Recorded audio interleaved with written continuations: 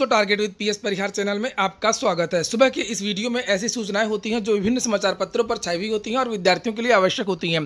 तो आइए शुरू करते हैं और देख लेते हैं कि आज के समाचार पत्रों में ऐसी कौन कौन सी सूचनाएं हैं। तो वीडियो को जल्दी से लाइक कर दें, शेयर कर दें। जिन छात्रों ने चैनल को अभी भी सब्सक्राइब न किया हो जल्दी से सब्सक्राइब कर लें ताकि आप लोगों को भी इसी तरीके के ऑथेंटिक अपडेट्स सबसे पहले मिलती रहे। आगे बढ़ने से पहले एक और सूचना है, अगर आप लोग उत्तर प्रदेश अधीनस्थ सेवा चयन आयोग की परीक्षा पीईटी की तैयारी कर रहे हैं तो एग्जामपुर यूट्यूब चैनल पर एक संजीवनी बैच लॉन्च हो रहा है। 60 दिन का ये कोर्स यहाँ पर आप लोग देख सकते हैं। 8 घंटे की कक्षाएं रोज चलेंगी, पीडीएफ फाइल मिलेगी, डाउट सेशन भी होगा और ये सभी कक्षाएं एग्जामपुर के ऑफिशियल ऐप पर चलेंगी। ऑफिशियल ऐप को डाउनलोड करने के लिए मैंने डिस्क्रिप्शन बॉक्स में लिंक दे दी है। चलिए शुरू करते हैं। आज की सबसे पहली सूचना है उत्तर प्रदेश अधीनस्थ सेवा चयन आयोग की। उत्तर प्रदेश अधीनस्थ सेवा चयन आयोग के बारे में आज बहुत सारी सूचनाएं हैं, लेकिन एक बड़ी खबर है कि लाखों छात्र आवेदन से चूके। बहुत सारे विद्यार्थी कल ट्राई करते रहे, लेकिन कल पूरे दिन लगभग वेबसाइट पूरी तरीके से ठप रही और बहुत सारे जो विद्यार्थी वो रजिस्ट्रेशन ही नहीं कर पाए। हालांकि वेबसाइट तो 2-3 दिन से ही नहीं चल रही थी और इसकी कंप्लेन विद्यार्थियों ने यूपी से की थी। सीएम योगी को भी टैग करके ट्वीट में कहा, उत्तर प्रदेश के उप मुख्यमंत्री से कहा। बहुत सारे विद्यार्थियों ने बहुत सारे अधिकारियों और मंत्रियों को आवेदन की जो लास्ट डेट है, रजिस्ट्रेशन की जो लास्ट डेट है बढ़ाने के लिए अपील की, लेकिन फिलहाल जो रजिस्ट्रेशन की डेट है वो बढ़ाई नहीं गई है और जो फीस जमा करने की जो डेट है उसको बढ़ा दिया गया है। अब विद्यार्थी 25 तारीख तक जो है अपनी फीस डिपॉजिट कर सकते हैं। यहाँ पर लिखा हुआ है यूपी पीईटी के लिए 28 लाख से ज़्यादा पंजीकरण। उत्तर प्रदेश अधीनस्थ सेवा चयन आयोग की प्रारंभिक अर्हता परीक्षा के लिए पंजीकरण की प्रक्रिया सोमवार को खत्म हो गई। इसके लिए 28,07,119 अभ्यर्थियों ने पंजीकरण कराया है और इनमें से 29,000 पंजीकरण अंतिम दिन हुए। तो अंतिम दिन केवल और केवल 29,000 पंजीकरण हुए हैं। ये सोचने वाली बात है कि आखिरकार इतना पंजीकरण क्यों हुआ है, जबकि 20 जून को 2,36,000 रजिस्ट्रेशन हुआ था और 19 जून को 2,40,000 विद्यार्थियों ने रजिस्ट्रेशन किया था। नीचे लिखा कि पीईटी अगस्त में कराई जा सकती है। आयोग ने पीईटी के लिए रजिस्ट्रेशन शुल्क जमा करने और अंतिम रूप से आवेदन जमा किए जाने की स्थिति की समीक्षा की। आयोग के चेयरमैन प्रवीर कुमार ने बताया कि पीईटी के लिए रजिस्ट्रेशन करने और अंतिम रूप से आवेदन जमा करने वालों की संख्या में भारी अंतर है। नेशनल इंफॉर्मेटिक्स सेंटर की रिपोर्ट यानी एनआईसी की रिपोर्ट के मुताबिक यह अंतर विभिन्न बैंकों से आवेदन शुल्क अंतरण में लगने वाला समय के कारण सोमवार तक 18,56,155 अभ्यर्थियों ने ही अंतिम रूप से अपना आवेदन जमा किया है। इससे आयोग को 30,51,00,000 रुपए प्राप्त हुए हैं। कुमार ने बताया कि आवेदन शुल्क व अंतिम रूप से आवेदन जमा करने की तिथि 21 जून से बढ़ाकर के 25 जून कर दिया गया है। तो केवल ये उनको मौका दिया गया है जो विद्यार्थी पहले ही रजिस्ट्रेशन करा चुके हैं। नीचे लिखा कि जो अभ्यर्थी 21 जून की आधी रात तक आवेदन कर चुके हैं वे 25 जून तक शुल्क जमा करके अंतिम रूप से आवेदन सबमिट कर सकते हैं, जबकि आवेदन पत्र में संशोधन की अंतिम तिथि 28 जून ही रहेगी। नीचे लिखा है कोरोना की तीसरी लहर पर डिपेंड करेगी परीक्षा पीईटी की। आयोग पीईटी के लिए परीक्षा एजेंसी का चयन इस माह के अंत तक पूरा कर सकता है। सूत्रों का कहना है कि तकनीकी बिड खुल चुकी है। वित्तीय बिड की कार्रवाई पूरी करके इस माह के अंत तक पूरी एजेंसी से अनुबंध करने की योजना है और इसके तहत 2 माह के भीतर परीक्षा संपन्न कराया जा सकता है। अगर ऐसा हुआ तो अगस्त में परीक्षा हो जाएगी, पर लिखित परीक्षा कोरोना की संभावित तीसरी लहर पर डिपेंड करेगी, क्योंकि कोरोना की वजह से पिछले 1 साल से कोई लिखित परीक्षा नहीं कराई जा सकी है। हालांकि आयोग कोरोना संक्रमण में तेजी से गिरावट देखते हुए जल्द से जल्द लिखित परीक्षा करा लेना चाहता है। और यहाँ पर लिखा है कि 30,000 पदों के लिए हो सकती है पहली मुख्य परीक्षा। जो पहली मुख्य परीक्षा होगी यूपी के बाद उसमें इकट्ठा भर्ती हो सकती है 30,000 पदों के लिए। लिखा है कि अनुमान के मुताबिक पहला जो विज्ञापन होगा वो 22 से 30,000 पदों के लिए हो सकता है। मुख्य परीक्षा में केवल वे अभ्यर्थी ही आवेदन कर पाएंगे जिन्होंने पीईटी में उत्तीर्ण हुए हैं। सब कुछ ठीक ठाक रहा तो दिसंबर तक नौकरी, अगर सब कुछ उम्मीद के मुताबिक रहा तो द्विस्तरीय परीक्षा प्रणाली से अभ्यर्थियों को विधानसभा चुनाव से पहले दिसंबर तक नौकरी मिल सकती है। लिखित परीक्षा अगस्त तक होने पर अक्टूबर तक मुख्य परीक्षा कराई जा सकती है। दरअसल पीईटी में ऑब्जेक्टिव टाइप प्रश्न होने से रिजल्ट देने में अधिक समय नहीं लगेगा। 2 महीने में रिजल्ट देकर के मुख्य परीक्षा कराई जा सकती है। मुख्य परीक्षा भी ऑब्जेक्टिव टाइप होने की संभावना है और इसमें सीमित संख्या में अभ्यर्थियों के होने से दिसंबर में चयनित अभ्यर्थियों को रिजल्ट जारी किया जा सकता है। वहीं इंटरव्यू न होने से इतनी फास्ट यूपी करा ले तो भी 5-5 साल पुरानी भर्तियां न टंगी होती। अभी तो 5-5 साल 4-4 साल पुराने जाने कितनी भर्तियां टंगी हुई हैं। एक भर्ती को नियुक्ति दिलाने में, वेरिफिकेशन कराने में यहाँ सालों लग जाते हैं। यहाँ पर तो ऐसे दिखा रहे हैं जैसे बुलेट ट्रेन, कुछ नहीं कर पाएंगे ये अभी। और ये पीटी के बारे में लिखित परीक्षा अगस्त में संभव सवाल ही नहीं है भैया, असंभव है। पीटी अगस्त में नहीं हो पाएगी, भर्तियां भी पूरी नहीं हो पाएंगी। जब अभी तक परीक्षा एजेंसी का चयन नहीं किया है और वो भी 28 लाख विद्यार्थियों के लिए परीक्षा सेंटर कहाँ बनाएंगे, कैसे बनाएंगे, किन दिनों में बनाएंगे, तो सोचने वाली बात है। बिल्कुल बकवास है ये। अगस्त में तो हो ही नहीं सकती है, ठीक है। लेकिन फिर भी आप लोग अपनी पढ़ाई जो है अगस्त की तरीके से ही करते रहें, भले ही सितंबर और अक्टूबर में ये परीक्षा हो। बहुत सारे समाचार पत्रों में इस तरीके से सूचनाएं दी गई हैं, अगस्त में परीक्षा, अगस्त में परीक्षा। अभी तो पुरानी परीक्षाओं की डेट नहीं आई बाबा। इलाहाबाद हाई कोर्ट ने वेटिंग लिस्ट निकालने से इनकार कर दिया है। बात हो रही है 2015 की भर्ती, पुलिस की, पीएससी और कांस्टेबल भर्ती की खाली पदों को भरने की मांग को अस्वीकार कर दिया गया है। साथ ही 3000 विज्ञापित पदों पर कैरी फॉरवर्ड न कर मेरिट घटाते हुए चयनित अभ्यर्थियों की नियुक्ति की मांग को लेकर के दाखिल सैकड़ों याचिकाओं को खारिज कर दिया गया। अगली सूचना है उत्तर प्रदेश लोक सेवा आयोग की। लिखा है कि प्रतीक्षा सूची जारी हुई तो बढ़ेंगे चयन के अवसर। विद्यार्थी लगातार मांग कर रहे हैं नए चेयरमैन से कि जो वेटिंग लिस्ट है वो जारी किया जाए सभी भर्तियों की। एक भर्ती की नहीं है, जितनी भी भर्तियां होती हैं उत्तर प्रदेश लोक सेवा आयोग में, किसी भी भर्ती की जो है प्रतीक्षा सूची जारी नहीं की जाती है और यही विद्यार्थी मांग कर रहे हैं। लिखा है यूपीपीएससी की परीक्षाओं में वेटिंग लिस्ट जारी करने की मांग तेज हो चुकी है।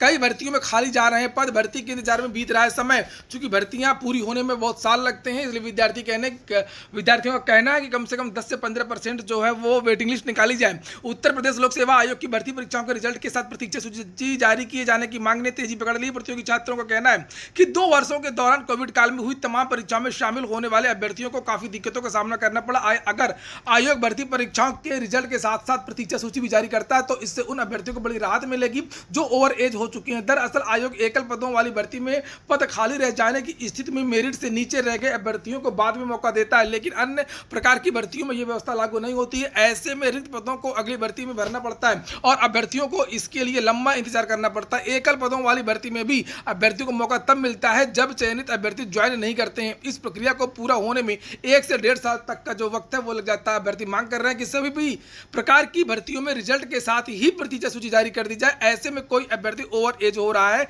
और उसका नाम प्रतीक्षा सूची में है तो पद रिक्त रह जाने की स्थिति में प्रतीक्षा सूची से उसका चयन हो जाएगा। कोविड काल के कारण आयोग में परीक्षा में शामिल हुए अभ्यर्थियों को कई बाधाओं का सामना करना पड़ता है। विद्यार्थी और भी मांग कर रहे हैं नए चेयरमैन से।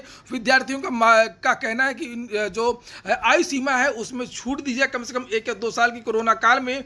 और विद्यार्थी ये भी मांग कर रहे हैं कि जो पुराने विषय पीछे के हटाए गए थे 5 विषय, उन विषयों को फिर से शामिल किया जाए।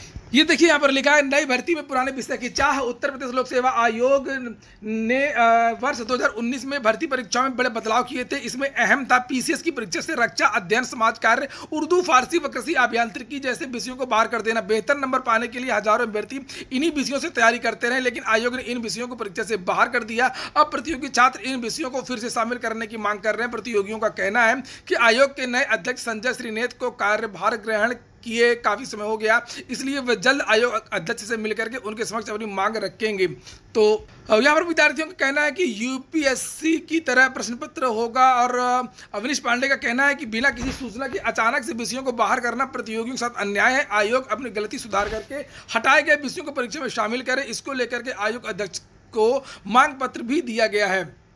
अगली सूचना असिस्टेंट प्रोफेसर भर्ती की। लिखा अगस्त से पहले मुश्किल है असिस्टेंट प्रोफेसर भर्ती। लिखा क्वेश्चन बैंक बनाने की जारी है धीमी रफ्तार। एडेड डिग्री कॉलेजों में विज्ञापन संख्या 50 के अंतर्गत होनी है 2003 पदों पर भर्ती।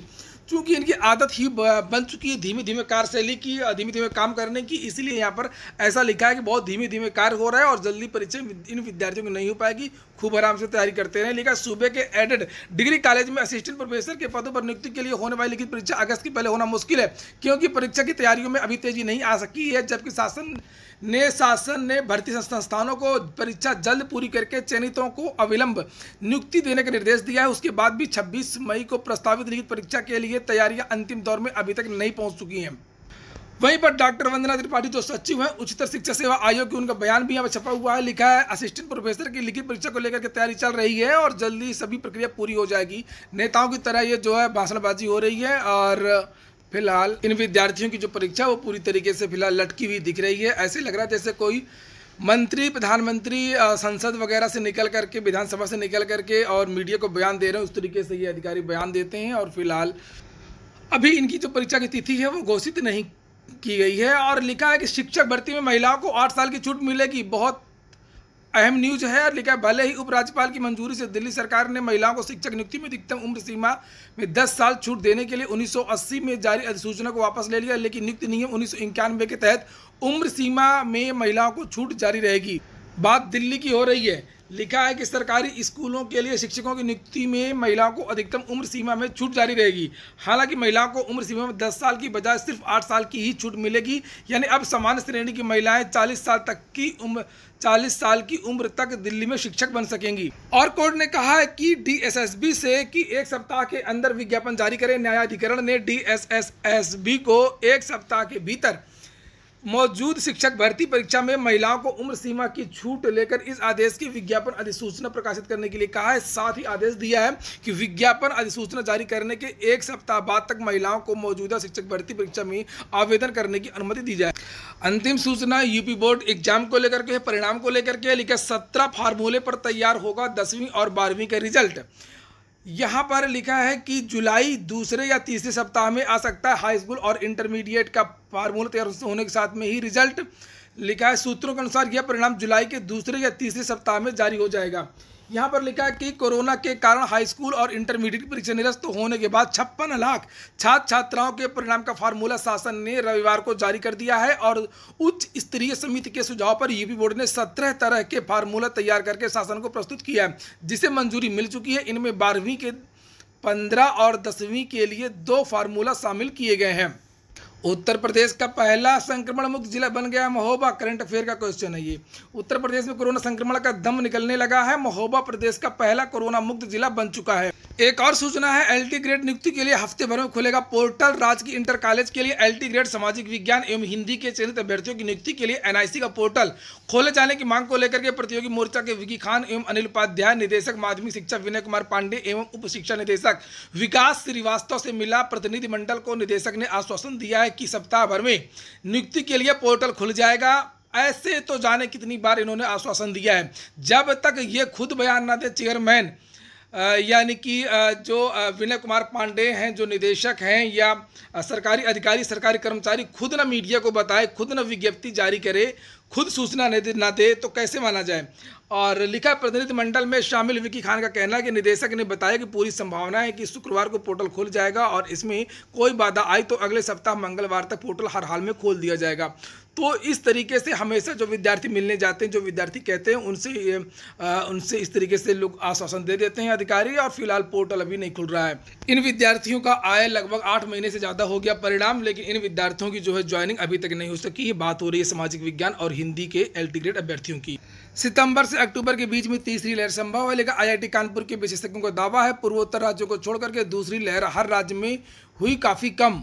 मुक्त विश्वविद्यालय की जो प्रवेश प्रक्रिया है वो शुरू हो चुकी है। लिखा उत्तर प्रदेश राजर्षि टंडन मुक्त विश्वविद्यालय प्रयागराज में 17 जुलाई 2021-22 के लिए प्रवेश कार्यक्रम का उद्घाटन सोमवार को कुलपति प्रोफेसर सीमा सिंह ने कर दिया है। प्रवेश अनुभाग में आयोजित इस ऑनलाइन कार्यक्रम में कुलपति ने बीए में प्रवेश लेने वाली प्रथम छात्रा का स्वागत किया है और उन्होंने कहा कि इस बार प्रवेश प्रक्रिया काफी सरलीकृत की गई थी, जिससे छात्रों को ऑनलाइन प्रवेश में कोई भी परेशानी का सामना नहीं करना पड़े। राजर्षि टंडन में अगले माह पीएचडी में भी प्रवेश होगा। लिखा राजर्षि टंडन मुक्त विश्वविद्यालय में पीएचडी प्रवेश जुलाई में शुरू हो जाएगा। कोरोना की वजह से अब तक प्रवेश नहीं मिल सका था। अगली सूचना है यूपी अकाउंट ऑडिटर भर्ती का। कोर्ट के मामले में यह भर्ती पिछले 5 साल से लटकी हुई है और फरवरी में इसका जो है ऑर्डर वो रिजर्व कर लिया गया था। 4-5 महीने हो चुके हैं और फाइनली आज इसकी जो डेट है वो लग गई है। आज ऑर्डर सुना दिया जाएगा कि इस भर्ती में क्या होगा।